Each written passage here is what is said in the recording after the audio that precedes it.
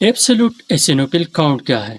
اس test کو ہم کس طرح کرتے ہیں؟ ٹیسٹ کی کرنے کا مقصد کیا ہے؟ ڈاکٹر کیوں یہ ٹیسٹ آپ لوگوں کو لکھتا ہے؟ آئیے ڈیٹیل سے سمجھتے ہیں۔ ایبسولوٹ ایسینوفل کاؤنٹ کو AEC بھی کہتے ہیں۔ یہ ایک بلڈ ٹیسٹ ہے اور اس ٹیسٹ کا مین مقصد یہ ہوتا ہے کہ ایسینوفل کاؤنٹ کو معلوم کریں۔ ایسینوفل کیا ہے؟ AWBC کی ایک قسم ہے جو ہماری جسم کی امیون سسٹم کی اہم رکن ہے اور امیون سسٹم میں اہم کردار ادا کرتا ہے۔ ایسینوفل کا اہم کردار الرجک ریئیکشن میں ہوتا ہے، پیراسائٹک انفیکشن میں ہوتا ہے اور آٹو امیون ڈیزیز میں ہوتا ہے۔ آٹو امیون ڈیزیز کیا ہے؟ جب ہماری امیون سسٹم ہماری جسم کی اپنی سیلز کے خلاف فائٹ کرتا ہے، اس کو ختم کرتے ہیں، تو اس کو ہم آٹو امیون ڈیزیز کہتے ہیں۔ اس ٹیسٹ کا مین مقصد کیا ہوتا ہے کہ الرجک ریئیکشنز کو معلوم کرے۔ لائک آستما لنگس کی ایک قسم کی الرجک ڈیزیز ہے۔ اس کے علاوہ ہے فیور، ایگزیما خارش، اس کے لیے بھی یہ ٹیسٹ کیا جاتا ہے۔ اس کے علاوہ پیراسائٹک انفیکشن کو معلوم کرنے کے لیے بھی ایبسولوٹ ایسینوفل کاؤنٹ کیا جاتا ہے۔ پیراسائٹک انفیکشن کا مطلب کیا ہے؟ جب بچوں کی یا بڑوں کی پیٹ میں کیڑے ہوتے ہیں، اس کو معلوم کرنے کے لیے بھی ایبسولوٹ ایسینوفل کاؤنٹ کرتے ہیں۔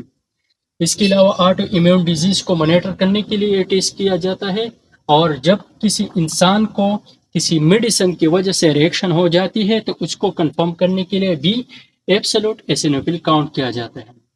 اس ٹیسٹ کا طریقہ کار اتنا کمپلیکیٹڈ نہیں ہے۔ آپ کی وین سے ایڈیٹیٹیو میں بلڈ کلیکٹ کریں گے اور پھر اس کو ہیماٹولوجی انالائزر پہ رن کریں گے۔ نارمل رینج کتنا ہے ایسینوفل کا؟ 50 سے لے کر 500 سیلز پر مائکرو لیٹر۔ اگر کاؤنٹ 50 سے کم آتا ہے تو اس کو پھر سینوپینیا کہتے ہیں۔ جب کاؤنٹ 500 سیلز پر مائکرو لیٹر سے بڑھ جاتے ہیں تو اس کو پھر ایسینوفیلیا کہتے ہیں۔ لیب میں ایسینوفل کاؤنٹ کو کیلکولیٹ کرنے کے لیے ایک فارمولا یوز ہوتا ہے۔ وہ فارمولا کیا ہے؟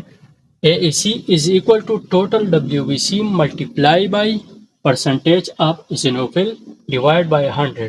جب ہمارے پاس WBC کا کاؤنٹ معلوم ہو اور پرسنٹیج آف eosinophil بھی معلوم ہو تو پھر ہم کیا کرتے ہیں؟ WBC اور eosinophil کو ایک دوسرے کے ساتھ ملٹیپلائی کرتے ہیں اور اس کو پھر 100 پہ ڈیوائڈ کرتے ہیں۔ اس سے ہمیں ایبسولوٹ eosinophil کاؤنٹ کا پتہ چلتا ہے۔ کون کون سی کنڈیشن ہے جس میں ایبسولوٹ ایسینوفل کاؤنٹ بڑھ جاتا ہے؟ سب سے پہلے الرجک ڈیزیز، جب کسی انسان کو الرجی ہوتی ہے تو اس دوران اس کی کاؤنٹ بڑھ جاتی ہے۔ پیراسائٹک انفیکشن میں، آٹو امیون ڈیزیز میں خاص کر ریومیٹائڈ آرتھرائٹس اور سسٹمک لیوپس ایریتھرومیٹوسس، یہ دونوں آٹو امیون ڈیزیز ہے، اور ریومیٹائڈ آرتھرائٹس ہمارے جوڑوں کو افیکٹ کرتا ہے اور سسٹمک لیوپس ایریتھرومیٹوسس میں بھی جوائنٹس کا پرابلم ہوتا ہے۔ کینسر، ہاجکن لیمفوما، یہ لیمفوما کی ایک قسم کی کینسر ہے جو لیمفوسائٹ کو افیکٹ کرتے ہیں، اور لیوکیمیا WBC کینسر، اس میں بھی ایسینوفل کی کاؤنٹ بڑھ جاتی ہے۔ اس کے علاوہ ڈرگ ریئیکشن کے دوران بھی ایسینوفل کاؤنٹ بڑھ جاتی ہے۔ کون کون سی کنڈیشن ہے جس میں ایسینوفل کی کاؤنٹ کم ہو جاتی ہے؟ سب سے پہلا ہے سٹریس۔ جب کسی انسان کو سٹریس کا مسئلہ ہو تو اس دوران اس کی ایسینوفل کاؤنٹ کم ہوتی ہے۔ شاک کیا ہے؟ سرکولیٹری سسٹم میں ڈیفیکٹ کی وجہ سے کسی جگہ پر بلڈ سپلائی کم ہو جاتی ہے تو پھر ہم اس کو شاک کہتے ہیں۔ یوز آف اسٹیرائڈ، جو لوگ اسٹیرائڈس کا استعمال کرتے ہیں تو ان کی بھی ایسینوفل کاؤنٹ کم ہوگا۔ کوشنگ سنڈروم، یہ ایک بیماری ہے جس میں بھی ایسینوفل کاؤنٹ کم ہوتی ہے۔ کوشنگ سنڈروم میں انشاءاللہ ہم ڈیٹیل سے ایک ویڈیو بنائیں گے تاکہ آپ لوگوں کو میں ڈیٹیل سے سمجھا سکوں۔ یہ تھی short video about absolute eosinophil count.